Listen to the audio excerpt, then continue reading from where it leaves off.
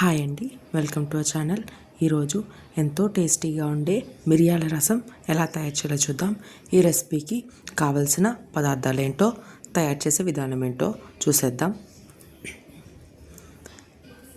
కావలసిన పదార్థాలు: ఒక 7-8 వెల్లుల్లి రేకలు, 1 స్పూన్ మిరియాలు, 1 స్పూన్ జీలకర్ర, 2 ఎండుమిర్చి, 1 స్పూన్ ఆవాలు, పసుపు కొద్దిగా, ఉప్పు రుచికి సరిపడా, కొత్తిమీర కొద్దిగా, కరివేపాకు 2 రెమ్మలు, చింతపండు చిన్న నిమ్మకాయ సైజ్ అంతా, టమాటా 1 చిన్న ముక్కలుగా కట్ చేసుకున్నవి, ఇంగువ కొద్దిగా, ఆయిల్ 2 టేబుల్ స్పూన్లు. ముందుగా వెల్లుల్లి, జీలకర్ర ఇంకా మిరియాలని మిక్సీలో వేసుకొని కచ్చాపచ్చాగా గ్రైండ్ చేసి పక్కన పెట్టుకోండి. ఇప్పుడు స్టవ్ ఆన్ చేసి ప్యాన్ పెట్టుకొని అందులో ఆయిల్ వేసుకోండి.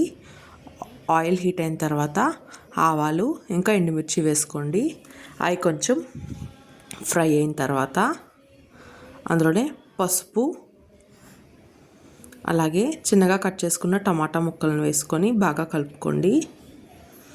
టమాటా కొంచెం మెత్తగా అయిన తర్వాత అందులోనే ముందుగా చింతపండు నుంచి వాటర్ వేసి రసం తీసుకొని ఆ చింతపండు రసాన్ని వేసుకోండి. ఇప్పుడు అందులోనే చారుకు సరిపడా వాటర్ వేసుకోండి.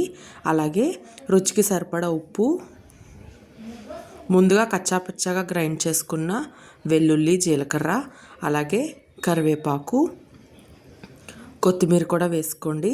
ఇప్పుడు ఒకసారి చారుని బాగా కలుపుకొని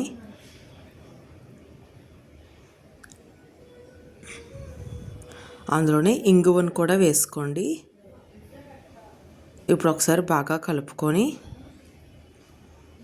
చారుని బాగా మరగనివ్వాలండి. చారు మనకి ఒక 5 to 10 minutes మరిగిన తర్వాత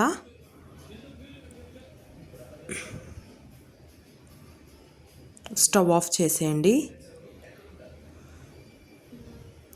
ఇప్పుడు సర్వింగ్ బౌల్లో తీసుకొని అన్నంలో వేసుకొని సర్వ్ చేసుకుంటే చలికాలానికి మంచిగా రొంప ఎక్కువ ఉన్నప్పుడు తింటే చాలా బాగుంటుందండి. ఈ రెసిపీ ట్రై చేసి ఎలా ఉందో కమెంట్ చేయండి.